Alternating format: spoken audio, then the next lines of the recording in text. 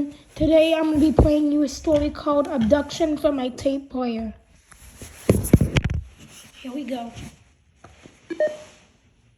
Chapter 1. Denny Thurman stuck the black wig on his head, pulling it snug above his ears.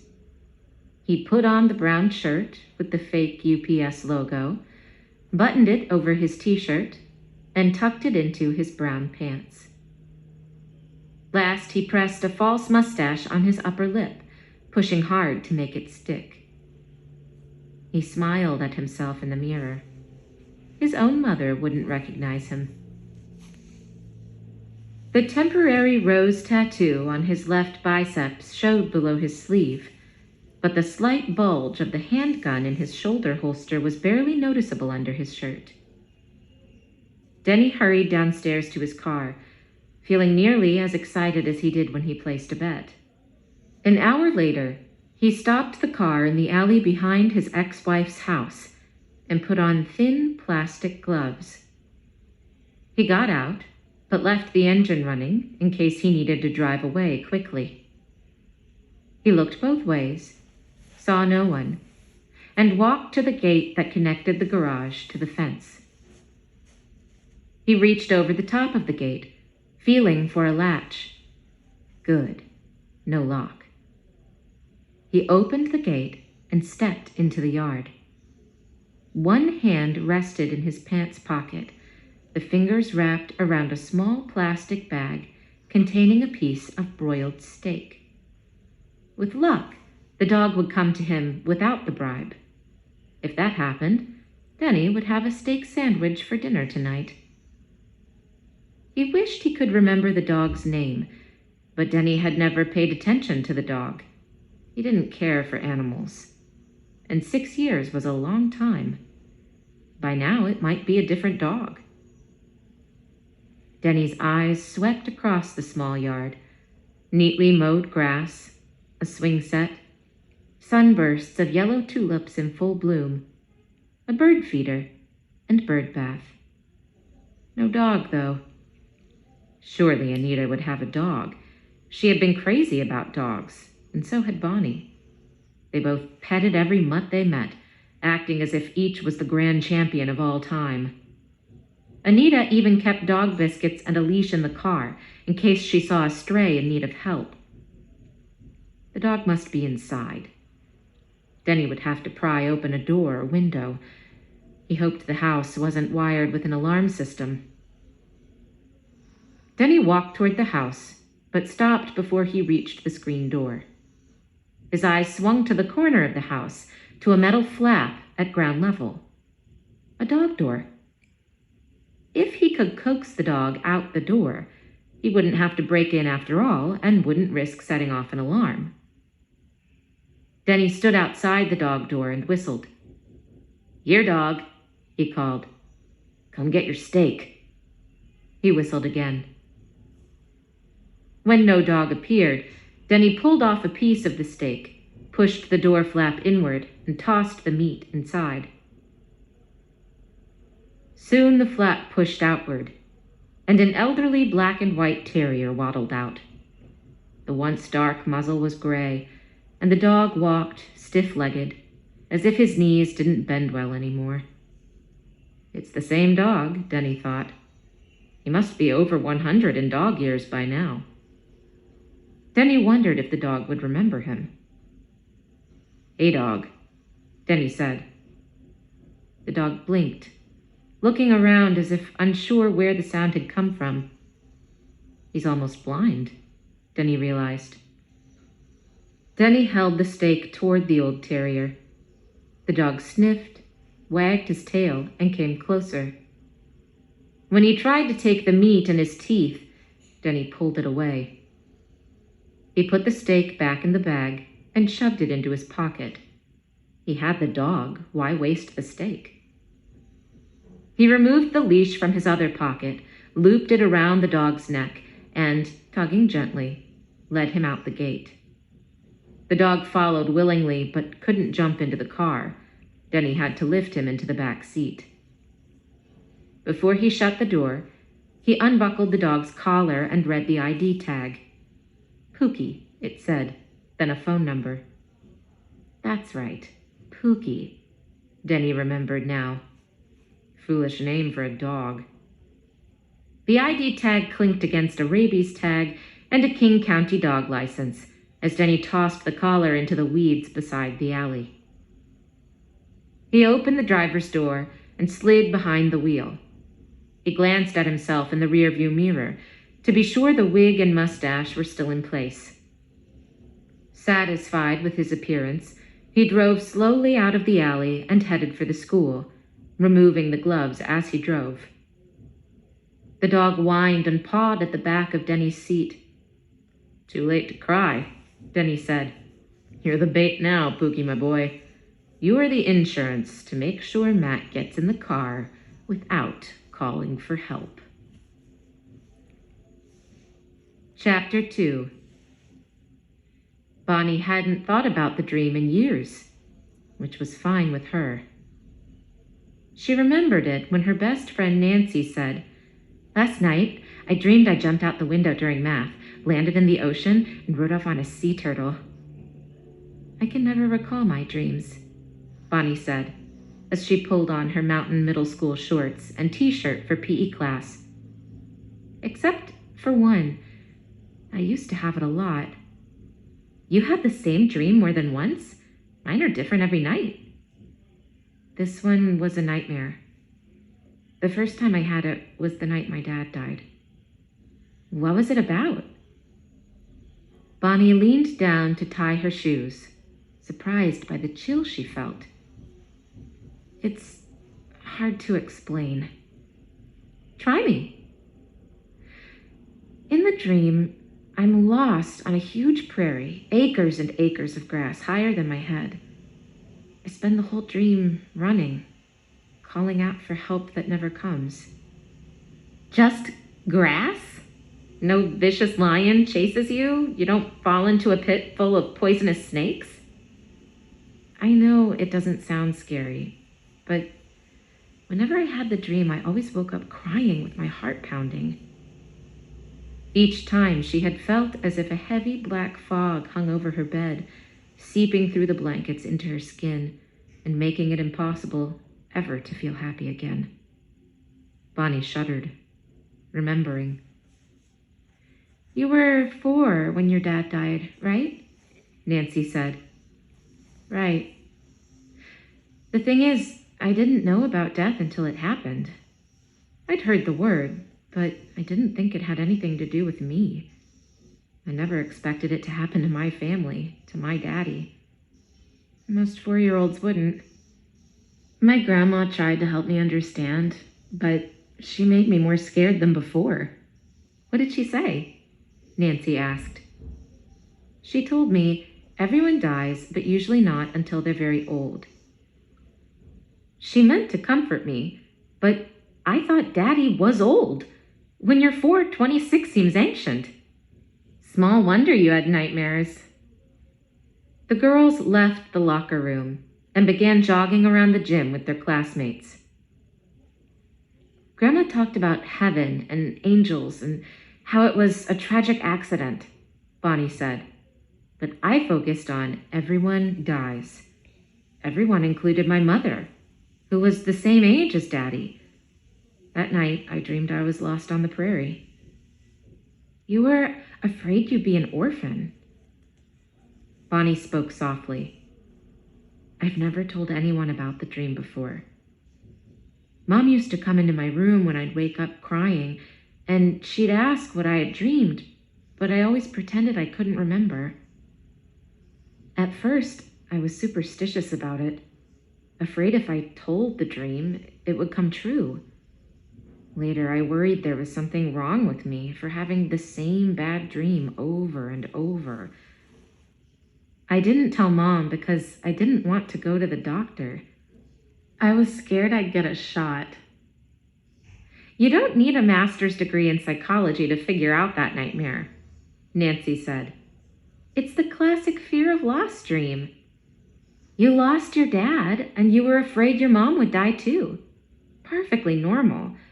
They'd march you straight to a kiddie shrink if you didn't have dreams like that when a parent died. Do you still have it? No. I had it a lot at first, and then it gradually came less often. It stopped when I was 8 or 9. So, you are now a well-adjusted 13-year-old who has overcome a terrible loss and gotten on with her life.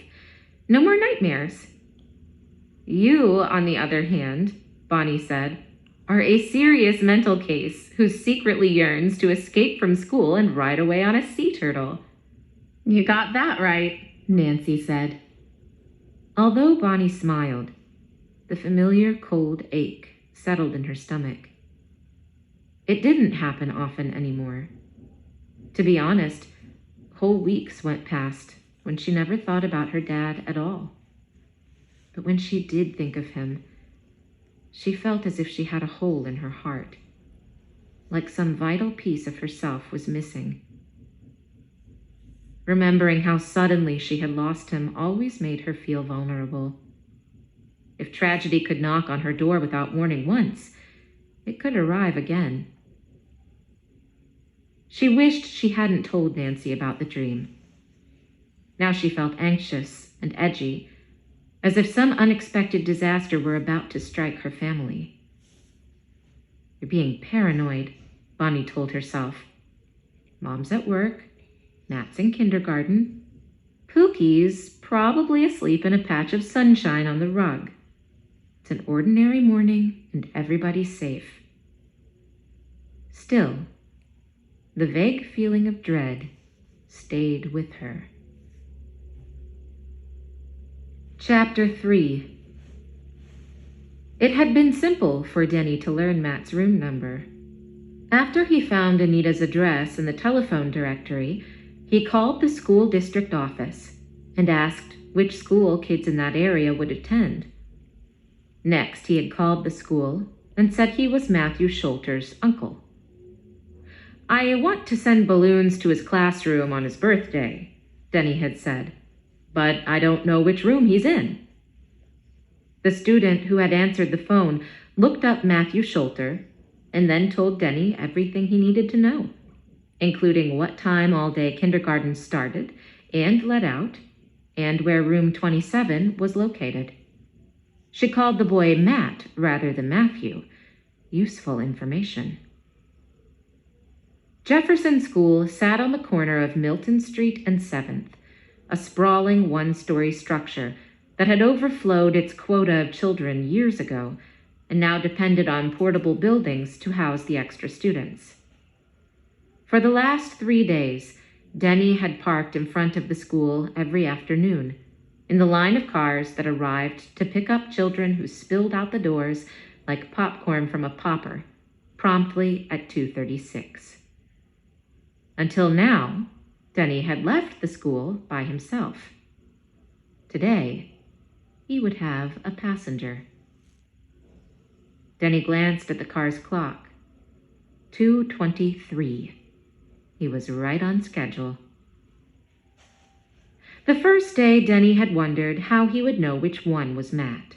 It seemed impossible that he wouldn't know his own son, but one kid looked pretty much like the next to Denny, and he'd never actually met Matt, or even seen any pictures of him.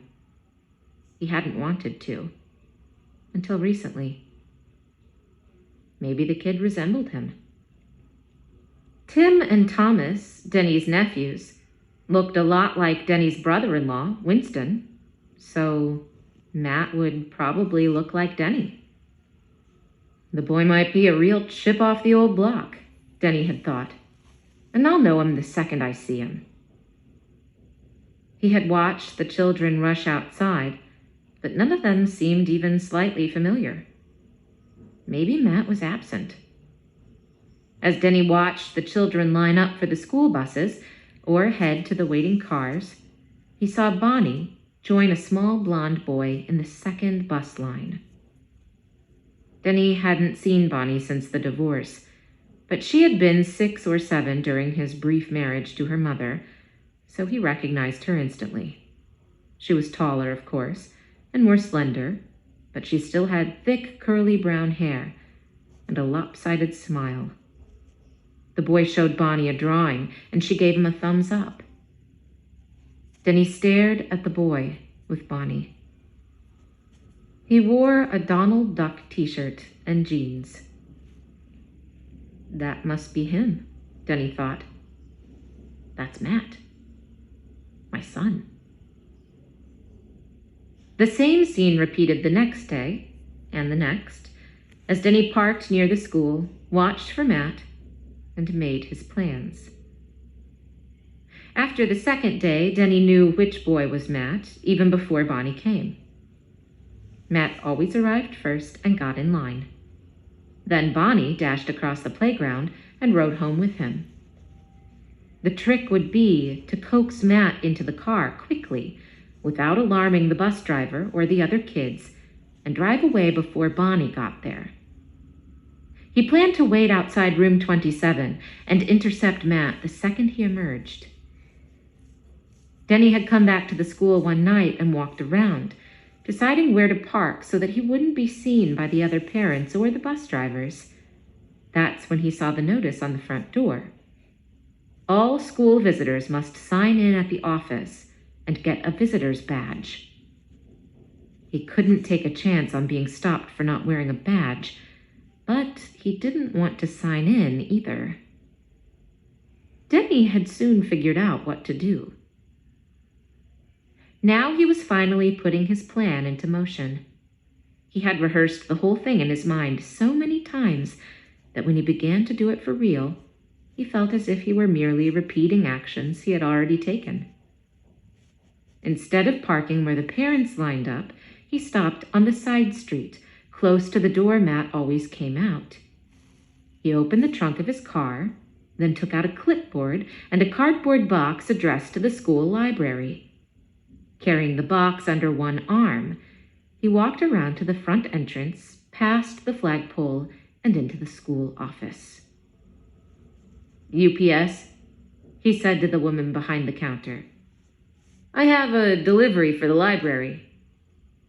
The woman glanced at his brown uniform. You need to sign in, please, she said, and wear a visitor's badge. The library is down the hall on your left. Then he scrawled UPS on the sign-in ledger, thanked the woman, hung a badge around his neck, and walked out of the office. Instead of heading for the library, he went straight for the door at the end of the hall, the one next to room 27. Then something happened that Denny had not planned for. A lucky break he had never imagined as he mentally rehearsed this day's activity. The door of room 27 opened, and Matt stepped into the hallway. He closed the door behind him and headed straight toward Denny. Matt, Denny said. I'm going to the bathroom, Matt said. He held a piece of yellow paper toward Denny. I have a hall pass. I was coming to get you out of class, Denny said. You're supposed to come with me. Right now. The boy shook his head, frowning. It's an emergency, Denny said. Pookie got hurt, and I'm taking him to the vet. Your mom wants you to go along, so Pookie won't be so scared.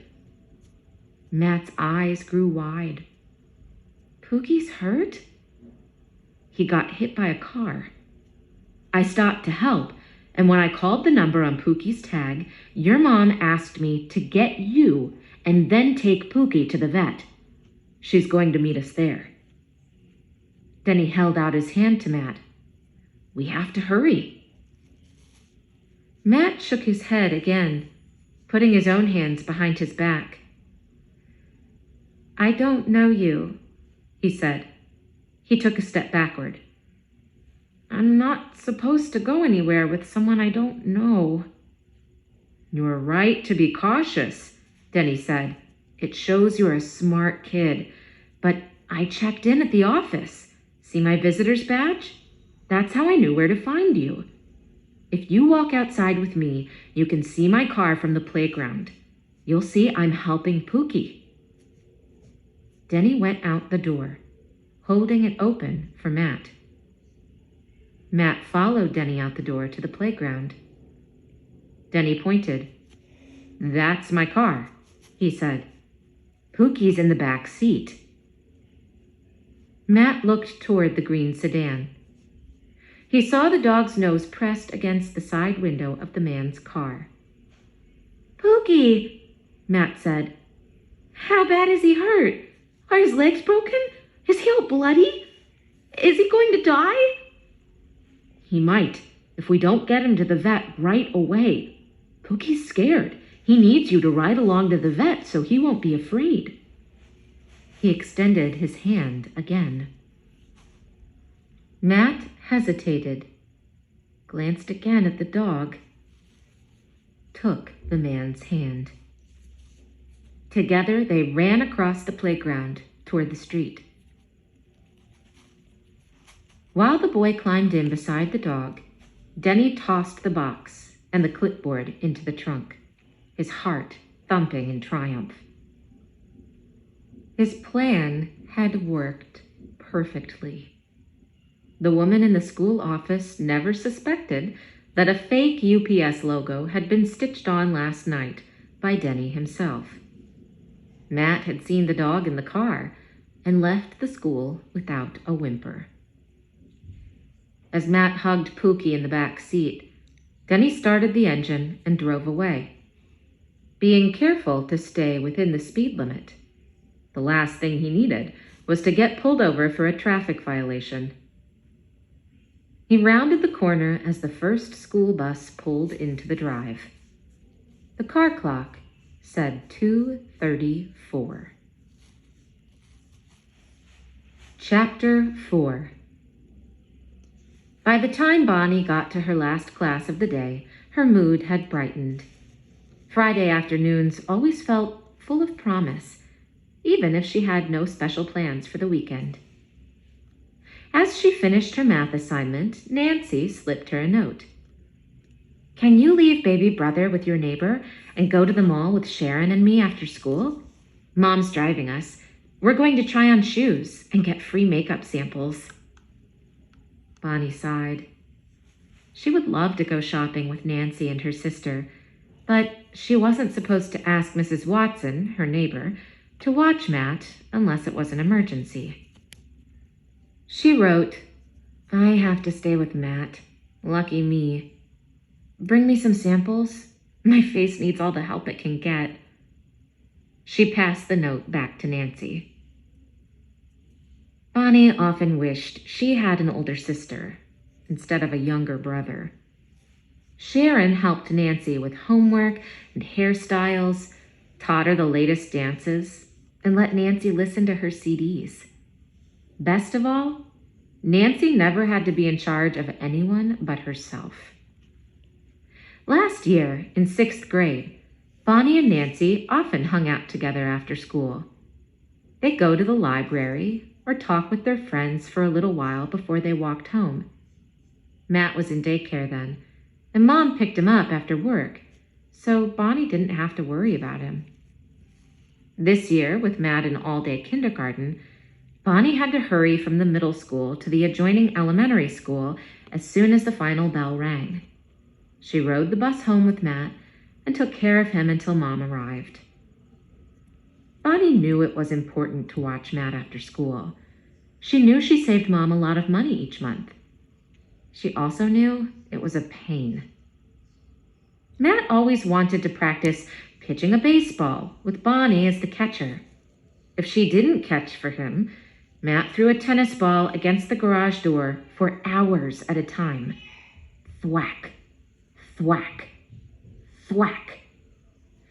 Each thwack left a faint, round green spot from the tennis ball's fuzz. The Schulters had the only house in town with a polka dot garage door. The final bell rang at 2:36. Bonnie could never figure out why it wasn't 2:30 or 2:45. An example of adults setting rules that don't make sense. Bonnie slipped her backpack on and hurried toward the school library. She had 2 books due and didn't want to owe a fine. After dropping the books off, she headed across the ball field toward Matt's school. She arrived as the lines of students began boarding the yellow school buses. Her eyes darted from front to back of the second bus line, but she didn't see Matt. She went to the bus door and called in to the driver. "Is Matt already on the bus?" "Haven't seen him," the driver replied. Bonnie frowned. Wouldn't you know it? The one day she didn't come straight to the bus, Matt wasn't there. Maybe he had stayed after school to help Mrs. Jules. She rushed to room 27. Mrs. Jules was pinning new material on a bulletin board. "Do you know where Matt is?" Bonnie asked. "He isn't in the bus line." "He got a hall pass to go to the bathroom a few minutes before school got out. I let him leave because he said he couldn't wait, and when he didn't come back to class, I assumed he went straight to the bus." "He isn't there," Bonnie said. "I'll look in the boys' restroom," Mrs. Jules said. "Sometimes Matt stands in front of the mirror pretending he's pitching a baseball and he forgets the time." Bonnie nodded. Matt did that at home, too. It drove her nuts when she was waiting to use the bathroom herself. Mrs. Jules cracked the restroom door and called, "Anybody in there?" When there was no answer, she went in.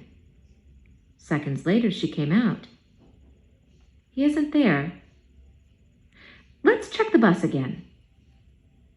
This time, Bonnie boarded the bus, looking at all the passengers. Matt wasn't there. As soon as she got off, the doors wheezed shut. The first bus in line pulled out of the school driveway. Bonnie's bus followed. "You check the playground," Mrs. Jules said. "I'm going to the office to alert Mr. Quinn." Bonnie nodded. She rushed to the playground and looked at the monkey bars, the ball field, and the basketball court. No Matt. She ran to the office where Mr. Quinn, the principal, was speaking over the public address system, alerting all teachers that Matt Schulter had not boarded his bus. "If you see Matt," Mr. Quinn said into the microphone, "bring him to the office immediately." He clicked off the mic and turned to Bonnie. "Has he ever done this before?" he asked. Bonnie shook her head. "No. Once he was late because he goofed around with his friends, but Mom scolded him, and since then Matt has always gone straight to the bus. He gets there before I do." "Maybe he went home with a friend today and your mother forgot to tell you." "Mom would never forget," Bonnie said. "She always makes sure we know what we're supposed to do after school." "Let's call her to be sure," Mr. Quinn said. "Do you know her work number?" Bonnie gave it. Her insides felt hollow as she listened to Mr. Quinn ask for Mrs. Schulter. A few seconds later, he identified himself and said, "Matt didn't get on the school bus today, and we can't find him. Did he go home with a friend?" He talked another minute or so. When he hung up, he said, "She's on her way. Matt was supposed to go home as usual." "I don't like this," Mrs. Jules said. Apprehension crawled up Bonnie's arms and across the back of her neck. "Let's not panic yet," Mr. Quinn said. "I've had situations before where a youngster gets in trouble at school and doesn't want to go home, or they get invited to play at a friend's house and forget to call. Sometimes, especially with the kindergartners, they get on the wrong bus. Then they have to ride the whole route before they're brought back here. One student fell asleep on the bus and wasn't found until the driver had already parked in the bus barn." Bonnie could easily have disputed each of Mr. Quinn's theories. Matt never got in trouble at school, and he wasn't allowed to go anywhere with a friend unless Mom had arranged it. Certainly he wouldn't have boarded the wrong bus. They had ridden bus number 2 all year. She didn't argue with the principal, though. It was Mr. Quinn's first year at this school, so he didn't know Bonnie. She knew he was only trying to make everyone feel more optimistic. while Bonnie looked out the office window, hoping to see Matt approach. Mr. Quinn called each of the bus drivers. Matt was not on any of the buses. The black fog of Bonnie's old dream seemed to hover at the edge of the schoolyard. Chapter 5. "Puppy kisses! Puppy kisses!" Matt said. The old dog, wriggling with happiness, slurped the boy's face. How disgusting, Denny thought, as he watched in the rearview mirror. He had never understood why some people act as if their dogs were part of the family. Besides getting unsanitary slobber on the kid's face, the mutt was probably shedding all over the back seat. "Pookie doesn't act hurt," Matt said. "Are you sure he got hit by a car?" "He feels better because you're here," Denny said. He stuck 2 fingers inside the wig and scratched his scalp. It was too warm to have an extra head of hair. "Why are you going this way?" Matt asked. "Pookie's vet isn't this way." "We aren't taking him to the vet. You said the dog is okay." "Then where are we going?" "Home." "Home isn't this way either." "I know where I'm going," Denny said. "This is a shortcut." He glanced in the rearview mirror again. The boy stared back, one hand fingering his earlobe. The boy's nervous, Denny thought. I need to put him at ease. But how? Denny had no idea what to say. He didn't know anything about kids. What should he talk about? He tried to think how Celia and Winston handled their boys. Denny leaned over, opened the glove compartment, and felt inside. He picked up a large chocolate bar and tossed it into the back seat. "Here you go," he said. "Something to munch on." "I'm not allowed to eat chocolate," Matt said. "You are now." "Really?" "Yep. When you're with me, I make the rules, and I say every kid needs some chocolate now and then. Go ahead, take a bite." "Won't I get hives?" "Hives? From a candy bar? No way." Matt ripped the wrapper open and took a bite.